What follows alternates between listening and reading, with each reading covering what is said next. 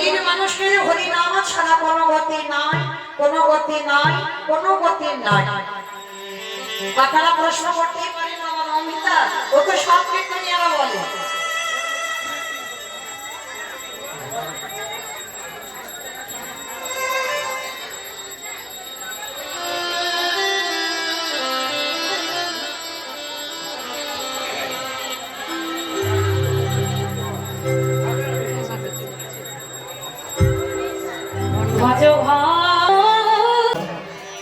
চার যুগে ভগবান চার ভাবে অবতীর্ণ হয়েছেন, কিন্তু সেই বৃন্দাবনের কৃষ্ণ কলিতে যে গৌর হয়ে এলো, একজনের ডাকে এসেছিল বাবা, যিনি ছিলেন শান্তিপুরে বুড়ো অদ্বৈত আচার্য গোস্বামী,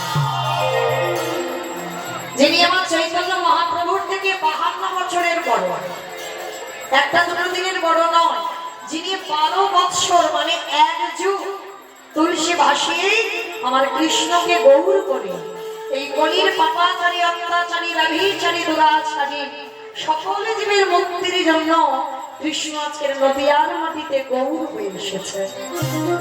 রাধা কৃষ্ণ একাত্মা দুই দেহ ধরি অনন্য বিলাসের শাশ্বত করি, এই দুই ভাব এবে চৈতন্য মশাই ভাব রস আস্বাদিতে দোহে এ কোঠা। তাহলে বাবা এখানে আমাদের জানার বিষয়, পৃথিবীতে হাজার হাজার ভক্ত আছে বাবা, শত শত ভক্ত আছে, কোটি কোটি ভক্ত আছে, এত ভক্ত থাকা সত্ত্বেও এসেছিল একজনের ডাকে বাবা, তিনি হলেন অদ্বৈত আচার্য গোসাই। কেন? জগতে কি ভক্তের অভাব ছিল? একেবারে অদ্বৈত আচার্যের ডাকে আসতে হবে কেন ভগবান? প্রতিটা বিষয় বাবা মনে রাখতে হবে, ভগবানের আগে থেকে বাবা পরিকল্পনা করা আছে, সবটাই বাবা আগে থেকে রেডি করে জগতে এসেছে। হ্যাঁ, ওই যে আমরা বলি না যে অমুকের জন্য আমার জীবনে এত কষ্ট, ওই তমুকের জন্য আমার জীবনে এত কষ্ট, বলে না ভাই, কেউ তোমাকে দুঃখ দেয় না, কেউ তোমাকে সুখ দেয় না, সুখ দুঃখ দেবার মালিক একজন, যিনি হলো আমার হরিবন্ধু। তোমার কর্মই তোমাকে নিয়ে যাবে বাবা তুমি কেমন সুখে থাকবে, আর তোমার কর্মই নিয়ে যাবে কতটা তোমার জীবনে দুঃখ নেমে আসবে। তাহলে কাউকে দোষ দিলে হবে না বাবা। তাহলে এই যে আমার ভগবান অদ্বৈত আচার্যের ডাকে এলেন কেন? আগে থেকে বাবা পরিকল্পনা করে তবে এসেছে যে পৃথিবীতে যত যত বড় বড় ভক্ত হবো না কেন, আমি কারোর ডাকে আসবো না, আসতে যদি হয় ওই শান্তিপুরের বুড়োর ডাকেই আমি আসতে হবে। তাহলে আজকে আমাদের জানতে হবে ওই শান্তিপুরের বুড়ো মানুষটাকে, যার একটা নাম হচ্ছে বাবা পরম বৈষ্ণব। এই আমাদের মতো কোনো সাজা কাজা নয় বাবা, হ্যাঁ, ত্রিলোকের মাটিতে সব থেকে বড় বৈষ্ণব যিনি হলেন আমার বাবা ভোলানাথ। ত্রিলোকের মাটিতে বড় বৈষ্ণব সেই বাবা ভোলানাথ আজকের কলিযুগে হয়েছেন অদ্বৈত আচার্য গোসাই। কিন্তু এখানে বাবা আমাদের একটা প্রশ্ন থেকে যায়, এই ভোলানাথের একটা নাম হচ্ছে মৃত্যুঞ্জয়। কেন মৃত্যুঞ্জয় বলা হলো? না ওই একজনই দেবতা, মানে ভাগবত বলছে বাবা স্বয়ং ভগবানকে পর্যন্ত দেহ ত্যাগ করতে হয়েছিল। যারা রাধের 125 বছর বয়সে তিনি দেহ ত্যাগ করেছেন, কিন্তু একজনই ভক্ত ছিল বাবা, তিনি হলেন বাবা ভোলানাথ। সত্যতে বাবা মৃত্যু হয়নি, ত্রেতাতে মৃত্যু হয়নি, দ্বাপরেও মৃত্যু হয়নি। যিনি মৃত্যুকে জয় করে রেখেছে তাকেই বলা হয় মৃত্যুঞ্জয়। কিন্তু সেই ভোলানাথ কলিযুগের মাটিতে বাবা রূপটা পরিবর্তন করেছে। কেন? কারণটা কি? কারণ তো নিশ্চয়ই আছে বাবা, না হলে তিনটে যুগের শিব হলো, কলিযুগে শিব হতে পারতো না? অবশ্যই পারতো, কিন্তু পারল বাবা ভোলানাথ। কিন্তু এলেন কেন? এই কেনর কথা জানতে গেলে বাবা কিসের জন্য কলিযুগে শিব হলো না? যতই আমরা বাবার মাথায় জল দিই না কেন, যতই আমরা বাবা ভোলানাথের আরাধনা করি না কেন, বাবা কিন্তু কলিযুগে শিব রূপ ধরে আসেনি। বাবা হয়েছেন অদ্বৈত আচার্য গোসাই। এখানে প্রতিটা ভক্তকে জিজ্ঞাসা করে দেখেন, বলবে বাবা শিব চতুর্দশী ব্রত পালন করি, আর একজন ভক্তকে জিজ্ঞাসা করে যে আপনারা ওই অদ্বৈত সপ্তমী পালন করেন তো সবাই, কবে চলে যায় বাবা সে মাথা কিছু বুঝতে পারে না। কারণ এই বাবা ভোলানাথ হচ্ছেন কলিযুগে অদ্বৈত আচার্য গোসাই। কেন হলো, রূপটা কেন পরিবর্তন করলো, এই কেনর কথা জানতে গেলে বাবা একটুখানির জন্য যেতে হবে মহাভারত। এই মহাভারতে না গেলে আমরা প্রশ্নের উত্তরটা পাবো না। তো সেই মহাভারতের মাটিতে গিয়ে দেখবো ভগবান কৃষ্ণ আয়োজন করেছিল, নিজে দাঁড়িয়ে থেকে সবাইকে দায়িত্ব দিয়েছিল। একটা যজ্ঞ অনুষ্ঠান করতে গেলে বাবা একা একা দ্বারা অসম্ভব। এই যে আমার কমিটি দাদা ভাইরা এত বড় হরিনাম যজ্ঞের আয়োজন করেছে, একা একার দ্বারা কি হবে? লোকের দ্বারে দ্বারে ভিক্ষা করতে হবে, সবার সহযোগিতা চাই, তারপরে একটা অনুষ্ঠান হবে। তো আজকের মহাভারতে যুধিষ্ঠির মহারাজ হচ্ছে রাজস্বী যজ্ঞ, আর এই রাজস্বী যজ্ঞে আমার ভগবান কৃষ্ণ সবাইকে দায়িত্ব দিয়েছে। আর যুধিষ্ঠির মহারাজ হেসে বলছে, কৃষ্ণ কৃষ্ণ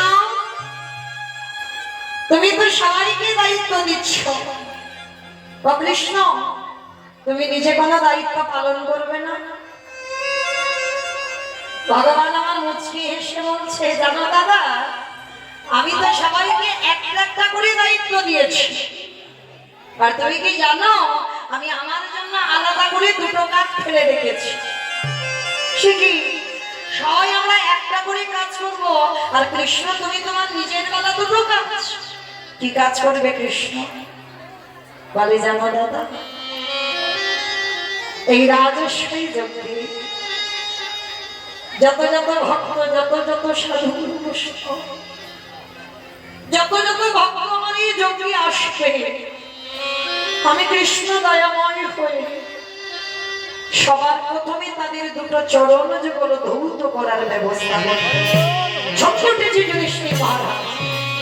অসম্ভব কৃষ্ণ, এ জগতে কেউ জানুক না জানুক, আমি জানি তুই কি আর আমি কে। আর তুই বিনা এই যজ্ঞে যারা যারা আসবে, তার মানে কে নিচু যা কে উঁচু যা, যাদের জাতির ঠিক নেই, যারা যারা আসবে তুই সবার পা ধরবি। ভগবান আমার একটু মৃদু হেসে বললে, দাদা এ জীবনে আমি কোনোদিন জাতের বিচার করিনি দাদা, এ জীবনে কোনোদিন ভগবানের বিধান নয় বাবা, এগুলো মানুষের তৈরি করা বিধান। এর ছোঁয়া এর ঠাটা এগুলো মানুষ করে, এগুলো আমার মহাপ্রভু ছিল। মহাপ্রভু যদি থাকতো তাহলে কাজীর বাড়ি গিয়ে বাবা হরিনাম করতে করতে পিপাসা পেয়েছে, কাজীর বাড়িতে বিধর্মী মুসলমান, কাজীর বাড়িতে গিয়ে সেই ছিদ্র গ্লাসের জল খেত। আমার মহাপ্রভুর কোনোদিন বিচার ছিল না কে নিচু জাত কে উঁচু জাত। ভগবানের কাছে একটাই জাত হয়, আমরা সবাই হলাম কৃষ্ণ চরণের দাস, এছাড়া আমাদের কোনো জাতের ইচ্ছা নেই। কাছের ভগবান কৃষ্ণ হেসে বলছে, যুধিষ্ঠির দাদা, আমি তো আমার জন্য দুটো কাজ রেখেছি। প্রথম কাজ মানে ভক্তরা আসবে তাদের দুটো চরণ ধৌত করে দেওয়া। তা যখনই কথাটা বললেন যুধিষ্ঠির মহারাজ চমকে উঠে বলল, আচ্ছা কৃষ্ণ, আমার যজ্ঞে তো একটা দুটো দায়িত্ব নয়, অনেক অনেক দায়িত্ব আছে। কৃষ্ণ, শেষ পর্যন্ত তুমি পা ধোয়ার কাজটা কেন করবে? একটা কথা মনে রাখবে বাবা, নিজে আচরণে ধর্ম জীবেরই শিখায়, নিজে না করলে ধর্ম জীবকে শেখানো না যায়। এই কথাগুলো বাবা আমরা সব কীর্তনিয়ারা বলি, সব যত যত জগতে আমরা কীর্তনিয়া আছি সবাই কিন্তু বলি, নিজে আচরণে ধর্ম জীবেরই শিখায়, নিজে না করলে ধর্ম জীবকে শেখানো না যায়। আপনারাই বলেন বাবা, যদি আমার আচরণ ঠিক না হয়, আমার চলা যদি ঠিক না হয়, আমার বলা যদি ঠিক না হয়, আমি যদি গুরুজনদের সম্মান করতে না জানি, আমি যদি সাধুগুরু বৈষ্ণবে গেলে যদি নত হতে না জানি, তাহলে এ জীবনে কি বাবা আমাকে দেখে আমার কথা শুনে কারোর শিক্ষা হবে বলে মনে হয়? সবার আগে মনে রাখতে হবে, নিজে যদি কৃষ্ণ বলে না কাঁদো, তুমি অপরকে কাঁদাবে কি করে? যিনি বিশ্বের স্রষ্টা মালিক ভগবান, যার কোনো কিছু অভাব নাই, মনে করলে একটা সেকেন্ডে পৃথিবীটাকে লড়ে প্রলয় করে দিতে পারে, সেই ভগবান পর্যন্ত হা রাধে হা কৃষ্ণ বলে কাঁদে। কেন? তিনি নিজে আচরণ করে সমাজকে শেখাচ্ছে, ওরে বলির জীব আমাকে দেখে সে আমি ভগবান হইও, আমি বিশ্বের স্রষ্টা মালিক হইও হা রাধে প্রাণ কৃষ্ণ বলে কাঁদি। তোরাও যদি আমার পদ অবলম্বন করে হৃদয় একবার যদি হা গৌর প্রাণ গৌর বলে কেউ রাখতে পারে, তাহলে অচিরে কৃষ্ণ প্রাপ্তি হবে হবে হবে। তাই গৌর হরি বল হরি বল। তাই তোমার ভগবান কৃষ্ণ রাজস্বই যজ্ঞে সবার আগে পা ধোয়ার দায়িত্বটা নিচ্ছে। কেন? ওই যে নিজে করে দেখাচ্ছে যে আমাকে দেখে সে। প্রতিটা মানুষের কর্তব্য বাবা, আমরা মানতে চাই না, আমরা বিশ্বাস করতে চাই না, কারণ যে যার মন গড়া কথা মতো চলি বাবা, কেউ বাবা শাস্ত্রের ধার ধারি না। কিন্তু গ্রন্থ প্রমাণ সাধুগুরু বৈষ্ণব যদি দুয়ারে আসে, সবার আগে আমাদের মনুষ্য জীবনে কর্তব্য, আমরা হিন্দু ধর্মের মানুষ হয়ে সনাতন ধর্মের মানুষ হয়ে সবার প্রথমে কর্তব্য সাধুগুরু বৈষ্ণবদের চরণ যুগল ধৌত করে দাও। অনেক অনেক মায়েরা প্রশ্ন করবেন, মৌমিতা বছরান্তর সাধুগুরু বৈষ্ণব ঠিক ঠিক পেয়ে উঠি না, তাহলে কি করবো? বলে তারও ব্যবস্থা ভগবান করে দিয়েছে গ্রন্থে। যেমন তেমন গ্রন্থ নয় বাবা, শ্রীমদ্ ভাগবত গ্রন্থে বলা আছে যদি সাধুগুরু বৈষ্ণব নাও পাও, যে যার ঘরের বাবা মা তো আছে, যে যার ঘরের শ্বশুর শাশুড়ি তো আছে। ভগবান কৃষ্ণ তো ভাগবতে বলছে, সুদামা সুদামা এই পৃথিবীতে সব থেকে বড় গুরু তো যে যাদের ঘরের বাবা মা। ভালো করে বোঝেন বাবা, ছিলে কোথায়? আমরা ছিলাম কোথায়? শুষ্মে ঘুরে বেড়াচ্ছিলাম। বাবা যদি কৃপার বিন্দু দিয়ে মার গর্ভে যদি 10 মাস ধরে না রাখতো, পারতেন কৃষ্ণ সেবার অধিকার পেতে? ভগবান পর্যন্ত বলছে সব থেকে আগে গুরু হচ্ছে যে যার ঘরের বাবা মা। তোমাকে তীর্থ করতে হবে না, তোমাকে বৃন্দাবন যেতে হবে না, নবদ্বীপ যেতে হবে না, হরিদ্বার, দক্ষিণ ভারত, পশ্চিম ভারত ও কুম্ভ মেলায় কোথাও যেতে হবে না। যদি তুমি বছর অন্তর একবার জীবিত ভগবান পূজা করতে পারো, ঘরে জীবিত ভগবানের ফেলে দিয়ে লাখ লাখ টাকা খরচা করে যদি তুমি মঠে গিয়ে বাস করো, কোনদিন তোমার কৃষ্ণ ভজন কৃষ্ণ সাধনা হবে না। যার জন্য তুমি কৃষ্ণ সেবার অধিকার পেলে, সেই পিতা মাতা যদি আসল ভগবান ঘরে বসে কাঁদে, কোনদিন তুমি কৃষ্ণ সেবার অধিকার পাবে? কখনো পাবে না, পেতে পারো না। তাই সবার সাধনে আমার বিনীত নিবেদন, আমি বলো অধ আমার মতো কীর্তনিয়ার কথা যদি কারোর স্মরণে থাকে, মনে রেখো বছরান্তর একবার, আমি রোজ রোজ বলে যাচ্ছি না, বছরান্তর একবার লাখ টাকা খরচা করে দুর্গা পূজা করলে, কালী পূজা করলে, লক্ষ্মী পূজা, সরস্বতী পূজা সব পূজা করো, হরিনাম মহাযজ্ঞ সব করো, বছরান্তর একবার লাখ টাকা লাগবে না, একটু বাবা মাকে বসে, যারা হারিয়ে ফেলেছে বাবা আর তো কিছু না, মৃত্যুর আগের দিন পর্যন্ত কাঁদে আর পাবে, যাদের আছে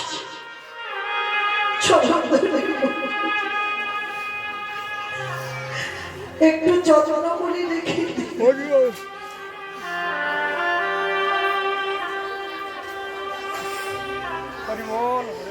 একবার যদি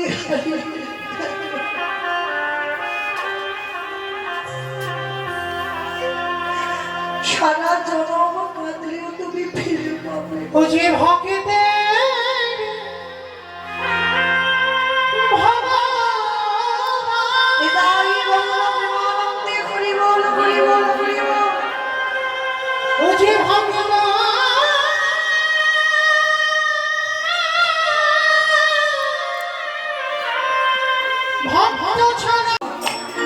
ভক্ত বড় ভালো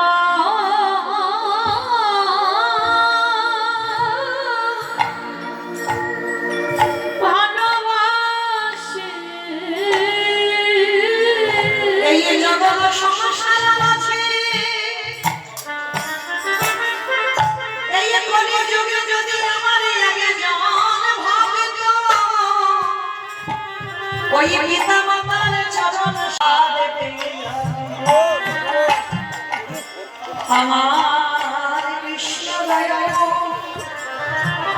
ওই ভক্তের প্রশ্ন আমার ভগবান জগদমায় ফেলতে যাবে শুধু ফেলবে না ভক্তের ঠনিয়ে আমার কৃষ্ণ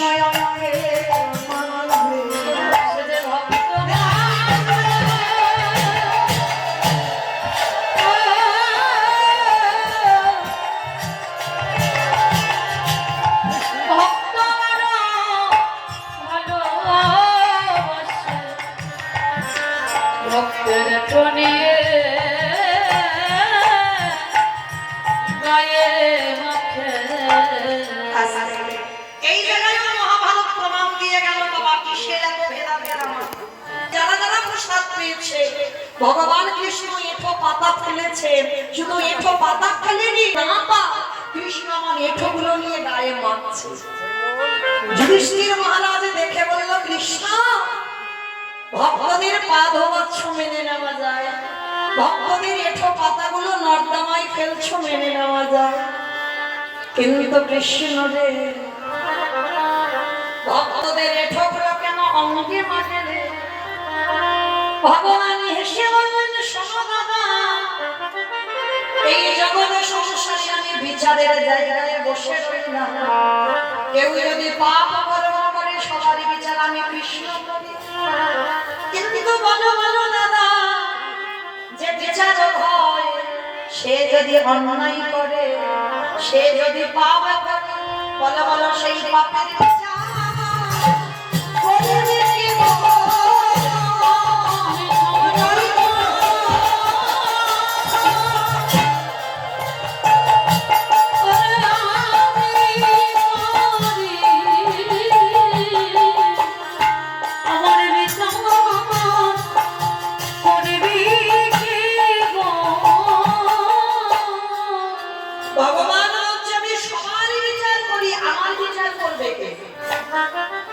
কি বাবা কুরুক্ষেত্রের মাঠে আমার ভগবান জানতো কিন্তু ধর্মরাজ্য প্রতিষ্ঠা করতে গেলে কতজনের অভিশাপ আমার মাথায় নিতে হবে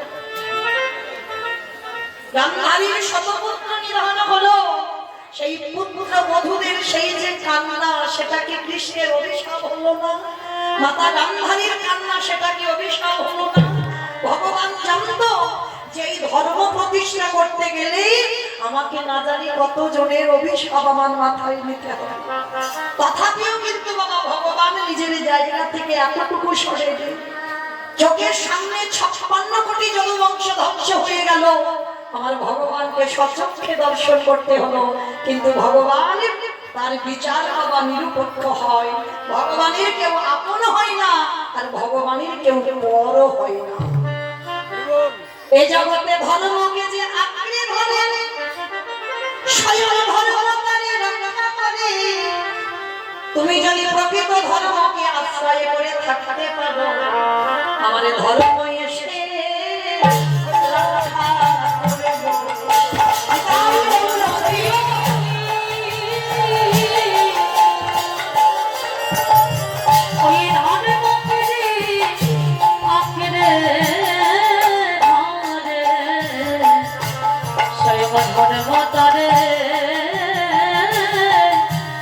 রক্ষা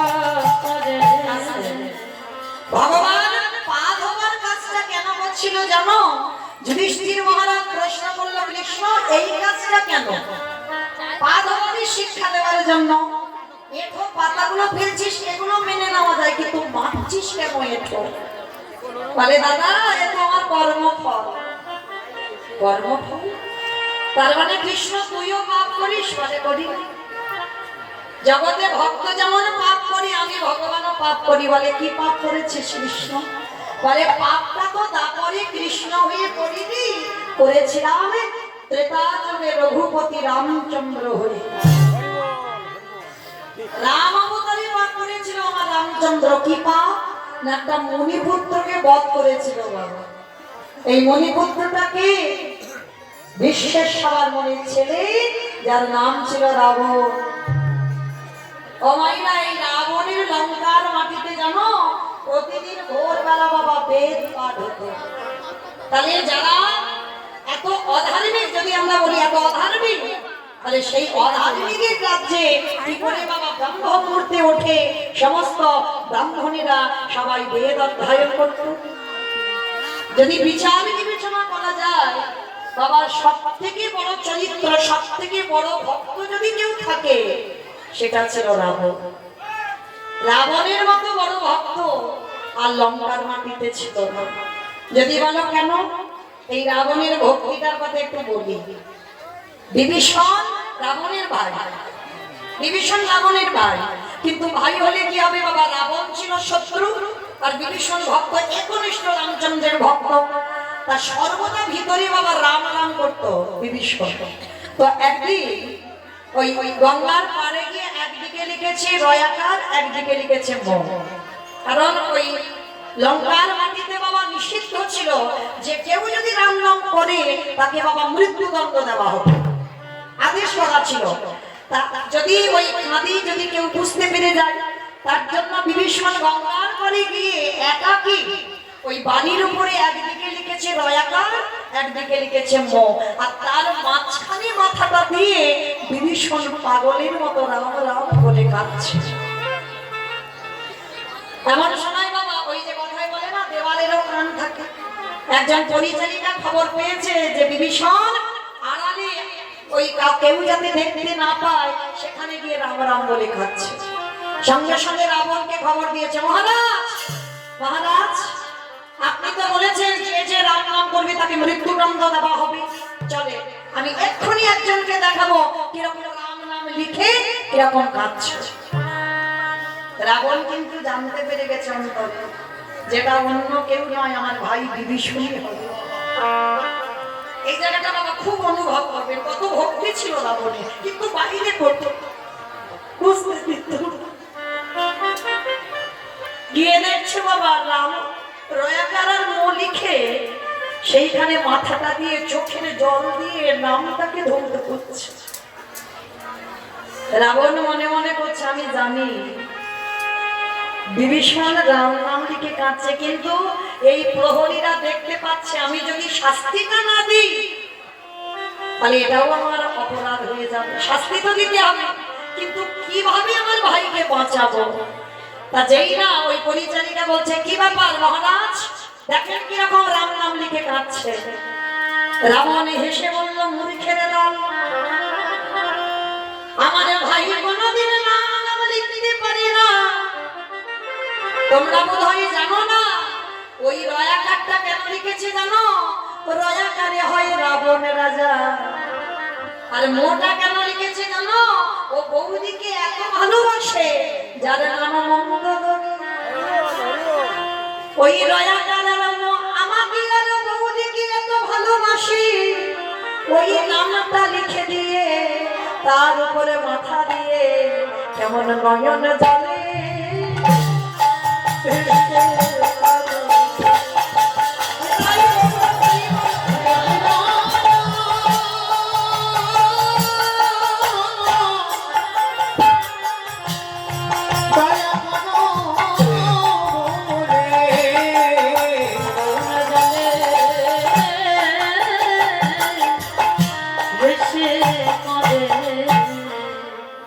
সবাই বিশ্বাস করে নিল রাবণের কথা। যেই না সবাই চলে গেল, বিভীষণকে রাবণে বুকে নিয়ে বলল, বিভীষণ আমি যদি মিথ্যা কথা না বলতাম তাহলে এইখানে দাঁড়িয়ে তোকে মৃত্যু এজন্য আমি হারাম হারাম বলে কাঁদতে পারি না। যদি কোনোদিন তোর মতো ভক্ত হয়ে আমি আসতে পারি, আমি সারা জনম ধরে যেন ওই রামের চরণ দুটো হৃদয়ে ছুরি, আমি যেন হারানো হারানো বলিতে ওই নয়নে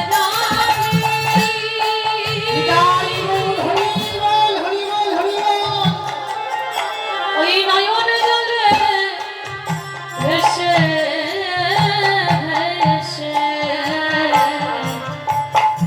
আমি হঠাবে হঠাবে বলে যেন কাঁদিতে কাঁদি কিন্তু একদিন বাবা তুমি দেখা হে রামের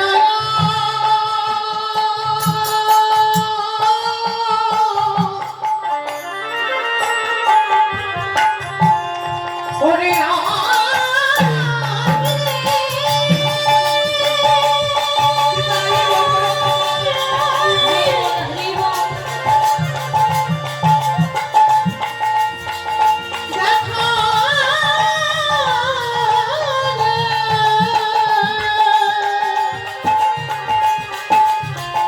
ওরে তুই নাকি কৃপা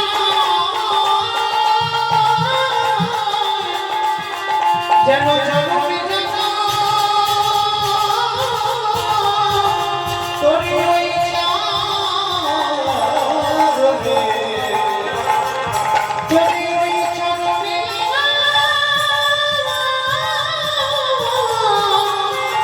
মোদি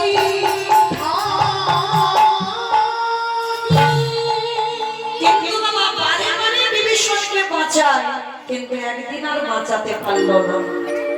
যেদিন ঘরের দরজা বন্ধ করে রামের ছবি ধরে কাঁদছিল, সেদিনও গিয়ে মহারাজকে ডাক দিল, মহারাজ দেখবেন চলেন আপনারই ভাই কিরম রামের ছবি নিয়ে কাঁদছে। এসে কি করেছে বাবা, রাবণের বিশাল বড় চেহারা একেবারে একে লাথি মেরে দরজা ভেঙে দিয়েছে। এবার তো আর বাঁচাতে পারবে না, রামের ছবি তো দেখতে পাচ্ছে সবাই। যেই না ছবিটা দেখেছে, পিছন থেকে রাবণ এসে বিভীষণের বুকে একেবারে সজোরে পদাঘাত করেছে। সজোরে লাথি। পরিবার এই জায়গাটা মা এবার একটু মন দেবে, ভাই ভাইয়ের চরিত্র কেমন হয়। আমরা জগতে ভাই ভাই তো বাবা লাঠালাঠি করি, পেটাপিটি করি, থানা পুলিশ করি। বিভীষণ রাবণ এদের ভাই ভাই চরিত্র দেখে। আচমকা বিভীষণের বুকে লাঠি মেরেছে। বিভীষণ হামাগুড়ি দিয়ে উঠে দেখে না দাদা এসেছে লাঠি। আচমকা তো বড় ব্যথা দিচ্ছে। বলো মা, যদি কোনো অজানা পিছন থেকে সে হঠাৎ যদি তোমার বুকে লাঠি মারে, কত ব্যথা হবে। এ যাবতে বাবা একটা বড় দাদা যদি ছোট ভাইয়ের মুখে চট বসিয়ে দেয়, ছোট ভাই ছেড়ে দেবে মা? উল্টে চট থাপড় দেবে না? কিন্তু এটা ভাইদের চরিত্র নয়। শুধু একটাই কথা মনে রাখবে, বাবার পরিবর্তে বড় দাদার জায়গা। তুমি হয়তো অন্যায় করোনি, তোমার বড় দাদা তোমাকে মারতে পারে, এটা ধর্ম, শাসন করতে পারে, কিন্তু তুমি ছোট ছোট হয়ে তুমি বড়কে মারতে পারো না। তুমি ছোট হয়ে বড় রঙে আঘাত করতে পারো না, এটা ধর্ম নয়। বিভীষণ রামায়ণে রাবণ রামায়ণের শিক্ষা দিয়েছে বাবা, তুমি অন্যায় করনি। অনেকে আছে কারোর কথা শুনে বাবা, বাইরের লোকের কথা শুনে বাবা মারধর করে সে সন্তানদের, এটা ধর্ম, কিন্তু তুমি ছোট হয়ে তুমি মারতে পারো না। যখনই রাবণ মেরেছে, বিভীষণ হামাগুড়ি দিয়ে উঠে রাবণের দুটো চরণ ধরেছে। চরণ দুটো ধরে বলছে, দাদা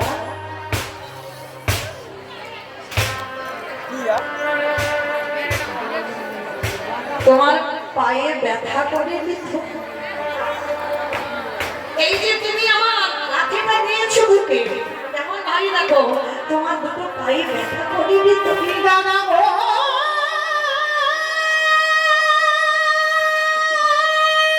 পাপের মুখ দেখতে না পাই, যে আমার চির শত্রু তার আরাধনা করিস তুই, এক্ষুনি বেরিয়ে যাবে। বেশ, চলে যাচ্ছি দাদা। ওই একটা লাথি খেয়ে বিভীষণ চলে গেল। ভালো করে বুঝবেন না, আমরা মায়েরা রাগের মাথায় ছেলে মেয়েদের মারধর করি, করি না? ছেলে অন্যায় করেছে, মেয়ে অন্যায় করেছে, চড় চাপড় বসিয়ে দিলাম। আর সন্তানদের মারবার পর মনটাই কষ্ট হয় না? রাগের মাথায় হয়তো মেরেছি, তারপরে বাবা মা অনুতপ্ত হয়, এইটা আমার ঠিক হয়নি, এইটা আমি অনেক বড় ভুল করেছি। রাবণ যেই না বিভীষণকে লাথি মেরে তাড়িয়ে দিয়েছিল, সারা রাত রাবণ ঘুমাতে পারছিল না। শুধু মনের ভিতরে একটা কথা, না জানি ভাইটা কোথায় গেল। ভাইটাকে লাথি মেরে কত মারধর করে দাঁড়িয়ে দিলাম, কত কষ্ট পেয়েছি রাজা। কিন্তু রাবণ জানতো যে আমি লাঠিটা মেরেছি মানে ও কত দূর যাবে। এই জায়গাটা শুনবেন, রাবণ ভালো করে জানতো ও আমার লাঠি খেয়ে কোথায় যাবে। ভোর না হতে হতে একেবারে রামচন্দ্রের কাছে রাবণ ছুটে গেছে, গিয়ে ডাকছে, ভাই ভাই ভাই এদিকে আয়, আমি তো দাদা ডাকছি। লক্ষ্মণ রেগে গিয়ে বলছে, তোমার লজ্জা করে না? কালকের ভাইয়ের বুকে একটু রাম নাম করেছে বলে ভাইয়ের বুকে লাথি মেরে ঘর থেকে বের করে দিলে, আর আজকে সকালবেলা তুমি এসে তার পা ধরে ক্ষমা চাইছো? রাবণ তো তার স্বভাব কেমন দেখো, কোমরে হাত দিয়ে বলছে, তুই কি মনে করেছিস আমি লাথি মেরে আর আজকে ক্ষমা চাইতে এসেছি? ভুল ভাবছিস, ক্ষমা চাইতে আসিনি। ওরে আমি শুধু দেখতে এলাম আমার লাঠিটা খেয়ে ঠিক ঠিক জায়গায় গেছে তো, ওইটা দেখবো বলে এসেছে। রাম এসে বলছে, রাবণ এইরকম করে কেউ আচমকা লাথি মারে? নয় আমার নাম করেছে। ভগবান তো স্বভাব সবসময় নতভাব, কোনোদিন রেগে যায় না ভক্তের উপরে। যত যত অপরাধ করুন রেগে কথা বলে না। বলল, বলো না কেন লাথি মেরেছ? সঙ্গে সঙ্গে রাবণ বলছে, চুপ, একটা কথা বলবে না। সবাই খালি বলছে আমার ভাইকে লাথি মেরেছি, লাথি মেরেছি, লাথি মেরেছি। সবাই লাঠিটা দেখলো। রাম, ওইটা তো সাধারণ লাঠি নয়, ওইটা হলো বৈরাগ্যের লাঠি। ওরে রাম রে,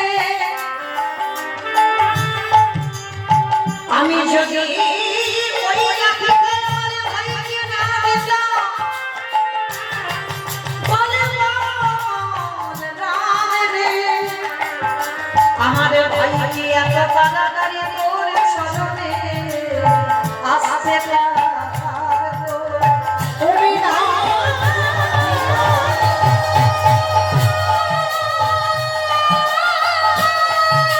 কলির মানুষদের একটা শিক্ষা দিলাম। রাবণ কি শিক্ষা দিল বাবা? এইটুকু শুনে আমরা কি শিখলাম? রাবণ রামকে বোঝাচ্ছে কি শিক্ষা পেল সমাজ, আমি আমার ভাইকে লাঠিটা দিলাম বলে। কি শিখলো শোনো, ওরে কলির জ্ঞান তোদের সবাইকে একদিন লাঠি ঝাঁটা খেতে হবে। ভালো করে বুঝবে, এমন তথ্যে মেলাচ্ছে বাস্তব আর গ্রন্থ মেলাচ্ছে।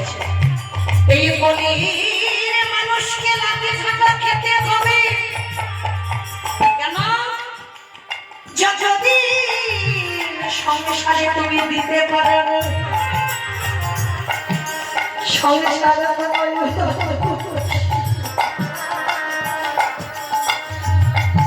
এটা বাস্তব।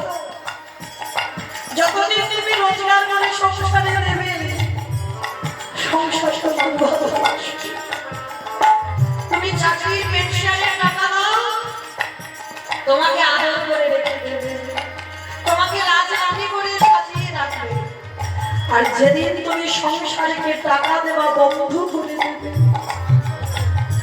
এই সংসার তোমাকে লাথি মেরে আবর্জনা করে দেবে। এই পৃথিবীতে কেউ বাবা তোমাকে নিঃস্বার্থ সবার ভালোবাসায় শুধু দাও দাও দাও। দিতে পারবে তো তোমার ভালোবাসাকে, আর দিতে পারবে না তো তুমি সমাজে খারাপ হয়ে যাবে। তো আজকের রাবণ কেমন শিক্ষাটা দিল দেখো। ওরে বলিনি কেন ধরে যতদিনে ব্যাগ ভর্তি বাজারে দিবি, সংসারে ভালোবাসবি, সংসারে হার কাটনি কাটবি, সংসার করে সেবা করবে। আর যেদিন করে 10 ইন্দ্রিয় আছে, 10 ইন্দ্রিয় একটা একটা করে শিথিল হয়ে যাবে। যেদিন চোখে ভালো করে পরিষ্কার দেখতে পাবে না, যেদিন তোমার দুটো হাত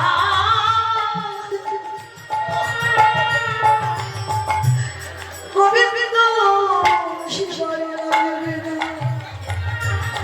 যেদিন তোমার দুটো চরণ গোবিন্দ স্থানে যাবে না, যেদিন তোমার দুটো কর্ম আর কৃষ্ণ নাম শুনতে পাবে না, যেদিন তোমার জিহ্বা কৃষ্ণ নাম উচ্চারণ করতে পারবে না, যেদিন তুমি অন্ধ হয়ে বিছানায় পায়খানা প্রস্রাব করবে, হাড় কাটুনি কেটে তুমি দোতলা পাথর সেটিং করা ঘর করেছো, যেদিন তুমি বিছানায় পড়বে এই সংসার তোমাকে দোতলা থেকে নিচের তলায় টেনে ফেলে দেবে, যেদিন তোমার চারপাশে কেউ থাকবে, পায়খানা করে পড়ে থাকবে, সংসার একদিনে ভালোবাসবে, দুদিনে ভালোবাসবে, 1 সপ্তাহ ভালোবাসবে, 15 দিন ভালোবাসবে, 1 মাস ভালোবাসবে, তারপরে তোমার লাঠি ছাতা দেবে, বলবে কবে এই মানুষটা ঘর থেকে বিদায় দেবে। কিন্তু রাবণ বলছে ওরে বলি শিশুকালে কৃষ্ণ হতে কৃষ্ণ পাবার আসে, যৌবনেতে কৃষ্ণ ভাবে আসে বাগায় আসে, বৃদ্ধকালে কৃষ্ণ ভাবে জমির তর আসে। সকাল সকাল যারা গোবিন্দ চরণে দেবার হৃদয়ে ভক্তি করে, তাকে কোনোদিন আর সংসারের লাঠি ঝাঁটা খেতে হয় না। একবার যদি তোমার চরণ শাল করো, পৃথিবীতে যেদিন তোমার কেউ থাকবে না, আমার ভগবান তোমার হাতে ধরে ভব নদী পার করে বলি কৃষ্ণ পাওয়ার জন্য ছুটে চলো, সংসার তোমার জীবনে সুখ দেবে না। আমি কবে যাব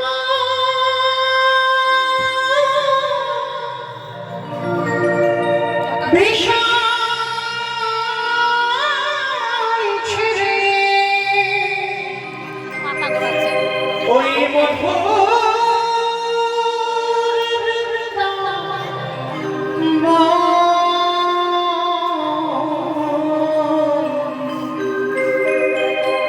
কৃষ্ণ নামে কাঁদবে গো। লাঠি খাওয়ার পরে নয়, এইটা শিক্ষা দেবার জন্য রাবণ ভাইকে লাঠি মেরে তাড়িয়েছে। আজকে সেই রাবণের মতো ভক্ত, তাকে মেরে আমার রামচন্দ্রের মাথা থেকে পা পর্যন্ত ফাঁকি হলো।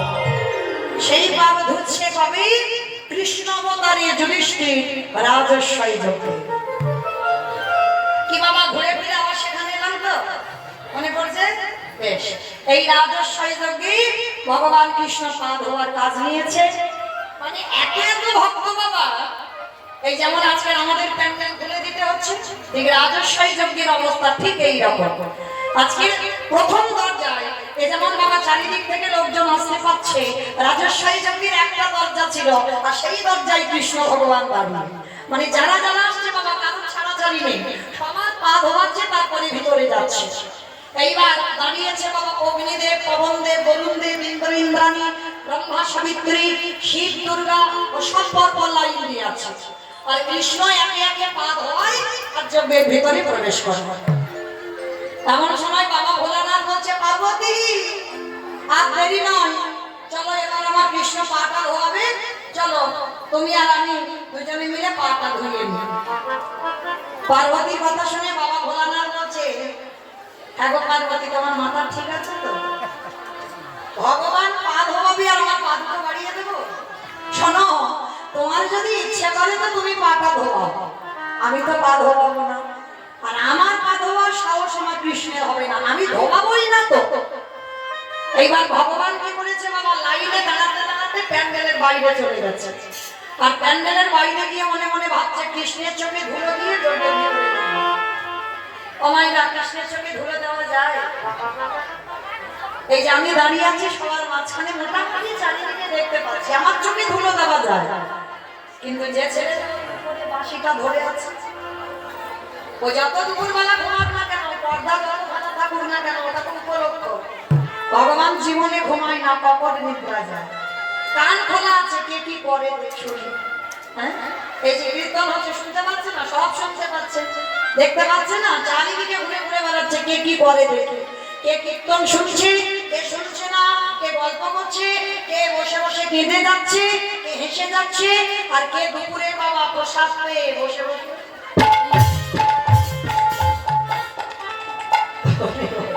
আমি দেখতে পাচ্ছি না, কিন্তু আমার ভগবান দেখতে পাচ্ছে। তো এইবার রাজস্বই ভাগে ভগবান কৃষ্ণ সবার পা ধোয়াচ্ছে, বাবা ভোলানাথ আড়ালে। বাবা মনে মনে বলছে, কৃষ্ণের চোখে ধুলো দিয়ে চোখের ভিতরে ঢুকে যাব, কিন্তু কি করে ধুলো দেব?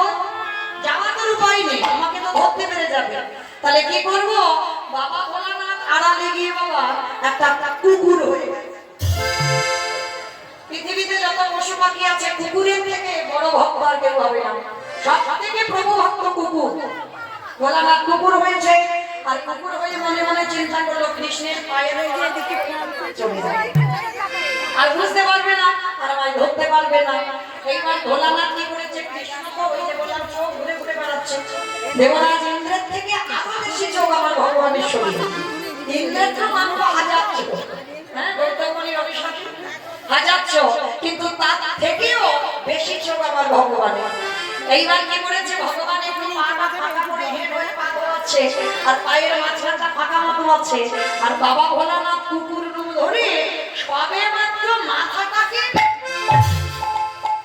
আর যেই না মাথাটা দিয়েছে, আমার ভগবান দুটো হাঁটু নিয়ে কুকুরের কানে চেপে। এইবার দেখ কেমন লাগে। আর যেই না চেপে দিয়েছে, কুকুরে বাকি করবে, কেউ কেউ করবে, বারবার বলছে, কৃষ্ণ ছেড়ে দে, কৃষ্ণ ছেড়ে দে, কৃষ্ণ ছেড়ে দে। বলে ছাড়বো বলে ধরি নাই। হে বৈষ্ণব গোসাই, হে বৈষ্ণব গোসাই, তোমার মতো বৈষ্ণবের দুটো চরণ ধরালে আমার জীবনে কম হবে। রাবণের মতো ভক্তকে মেরে যে অপরাধ করে রেখেছি, তার জন্য তুমি আমার জন্য এক্সট্রা দ্রব্যে বাড়িয়ে দিয়েছো। মা শিব ঠাকুরের কটা পা? দুটো পা। আর কুকুরে 5টা পা। 5টা পা। মানে ওদের কলকাতা কথা হয় 4টে পা। ভগবান বলছে, হে বৈষ্ণব, তোমার মতো বৈষ্ণবের দুটো পা ধোয়ালে আমার জীবনে কম হতো, ওই জন্য তো তুমি কায়দা করে আরো এক্সট্রা দুটো জুড়েছ। এবারে দাহু দাহু চাচা, তুমি কোথায় গেছো?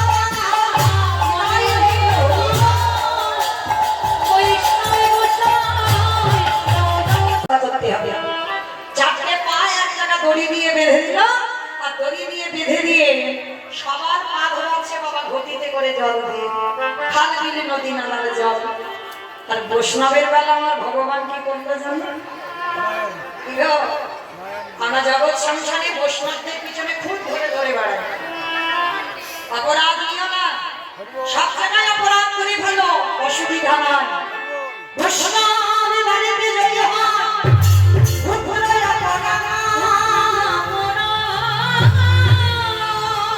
মহা মহা ভজনে পড়ে যায়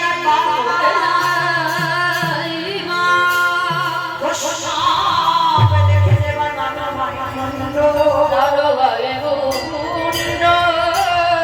তার মন্দ করে যায় নরকের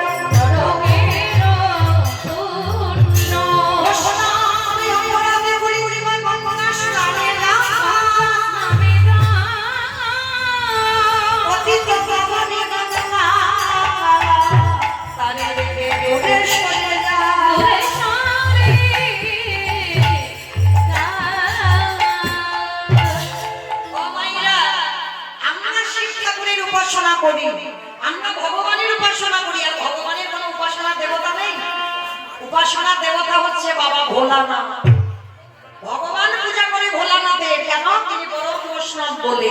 আজকে সেই বৈষ্ণবের কোন জায়গা রেখেছে দেখেন, খালি বিলি নদী নালার জলে নয়, তাহলে কোন জল?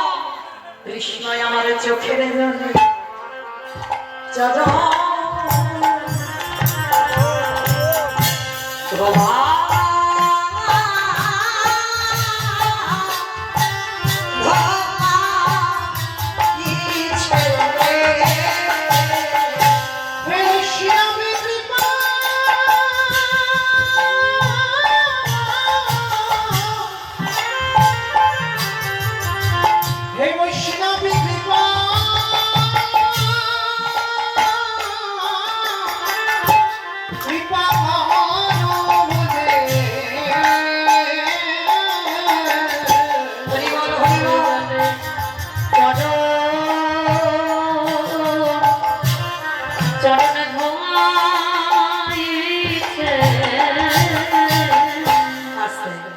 আজকে সেই ভগবান যেই না চোখের জলটা ভোলানাথের চরণে পড়ল, ভোলানাথ প্রতিজ্ঞায় আবদ্ধ হলো, কৃষ্ণ এই যে আজকে তোর চোখের জল আমার পায়ে পড়ল, কথা দিলাম কলিযুগে আর আমি এই শিব হব না, কলিযুগে হব আমি অদ্বৈত আচার্য গোসাই।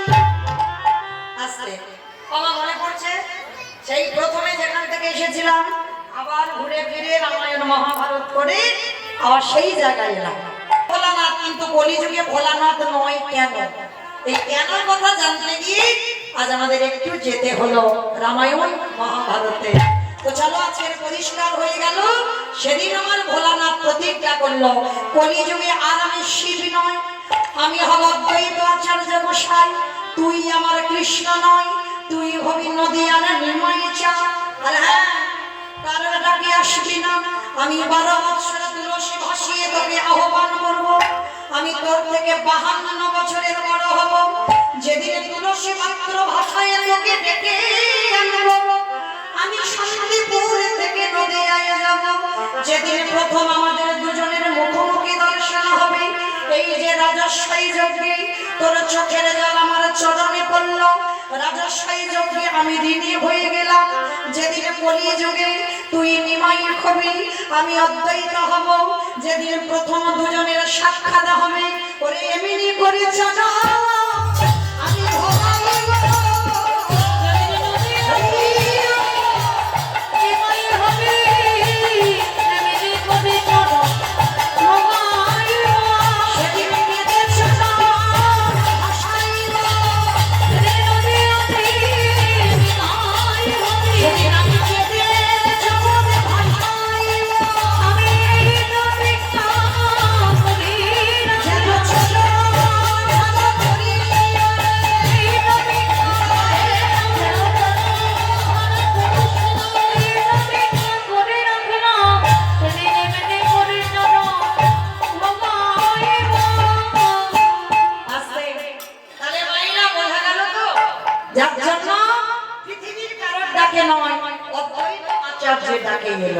আর এসে কি করছে গো?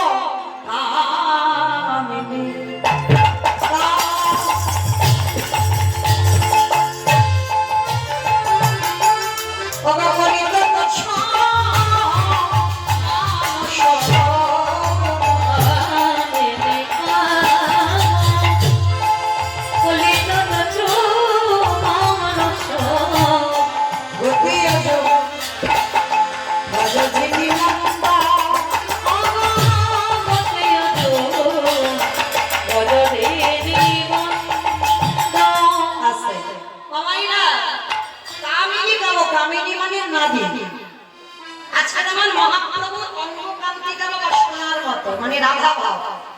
আজকে কিন্তু আমাদের এটা বহুত চন্দ্র হচ্ছে না, বহুত চন্দ্রিকা। মানে এখানে কৃষ্ণ ভাব যদি হতো তাহলে বহুত চন্দ্র হতো, আর এখানে রাধা ভাব বহুত চন্দ্রিকা হবে। হ্যাঁ, তা আজকে আমার মহাপ্রভু রাধা ভাবে ভাবিত। মাইরা গজ মানে কি গো? গজ মানে ঘোড়া, হাতি, তাই তো? গজ মানে হাতি। তো মহাপ্রভু আজকের কামিনী মানে নারী ভাব। দেখবেন অনেকে বাবা একটু মানে মেয়েলি মেয়েলি ভাব হয় না, হাঁটা চলা বলা। তো আজকে লক্ষ্য করেন যখনই ওই মহাপ্রভু হেঁটে যাচ্ছে সুরধনী গঙ্গার তীর ধরে একেবারে দুপুরবেলা, যাবার ভঙ্গিমাটা বাবা ঠিক হাতি যেমন হেঁটে যায়। ও মায়েরা হাতির হাঁটা চলা দেখেছো? এরকম যাই বলো তো, দূরে দূরে যায় না? তাই তো দেখবে। এখানে অপরাধ নিও না, আমি কাউকে উদ্দেশ্য করে বলছি না, কিন্তু যারা মানুষ চিনতে পারে ঠিক বুঝতে পেরে যায় বাবা তারা বনিদি বাড়ির মেয়ে হয় আর তারা বনিদি বাড়ির মেয়ে নয়। দেখবেন বনিদি বাড়ি মানে তার বাবা মার শিক্ষা সংস্কার যদি ঠিক থাকে, তাদের পোশাক, তাদের আচার, তাদের হাঁটা চলা কথা বলা সবটাই ধরন আলাদা হবে। আর দেখবেন তারা যখন হেঁটে যাবে না, ঠিক হাতির মতো রাস্তা দিয়ে একটু দুলে দুলে যায় তাদের হাঁটা চলাটা। আর এক একটা মেয়ের সংস্কার এমন করে তৈরি করা, রাস্তা দিয়ে বাবা যাবে যেন ঠিক উটের মতো হেঁটে, মানে পা ফেলবে মা ধরিত্রী যেন কেঁপে যাবে। হ্যাঁ, তো এরকম ভঙ্গিমা থাকে কোন কোন নারী জাতির। তো আজকের মহাপ্রভুর ভাবটা কেমন? গতি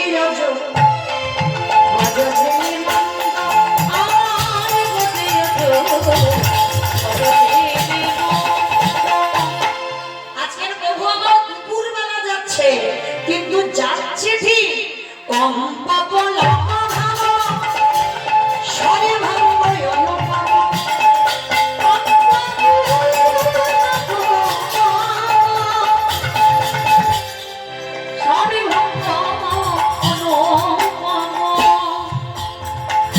দুপুরবেলা যখন যাচ্ছে প্রভু সর্ব অঙ্গ থেকে ঘাম ঝরছে, শুধু ঘাম নয় আমার কণ্ঠে সুরটা বদলে গেছে। কিরকম? দেখবেন অনেকে দেখতে পুরুষ কিন্তু কণ্ঠটা বাবা নারী হয়ে যায়। বাবা দেখতে পাচ্ছ, তোমরা কেউ এখানে দেখতে পাচ্ছ এমন মানুষ আছে যে দেখতে পুরুষ আর কণ্ঠ নারী? আচ্ছা, কোথায়? আমার পিছনে। ও, তার মানে যে ভাইটা আমার রোলার বাজাচ্ছে, মানে বুঝতে পারছো নারী কণ্ঠ কিন্তু দেখতে পুরুষ। তো মহাপ্রভুর ভাবটা ঠিক ওই রকম, দেখতে পুরুষ কিন্তু কণ্ঠটা বদলে গেছে।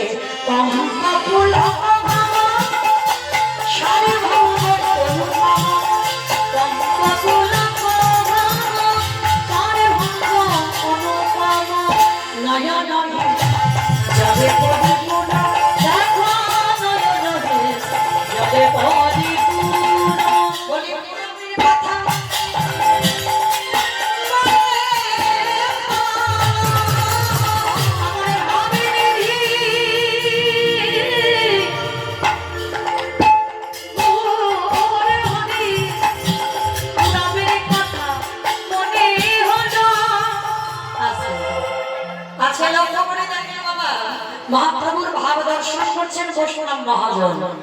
বামে ভুজই বসনে নদ ছাই, বামে নয়নে ঘন ছাই, বামে নয়নে ঘন ছাই। রাধা দাস চিতে অভিলাষ, সেই চরণ সেই চরণ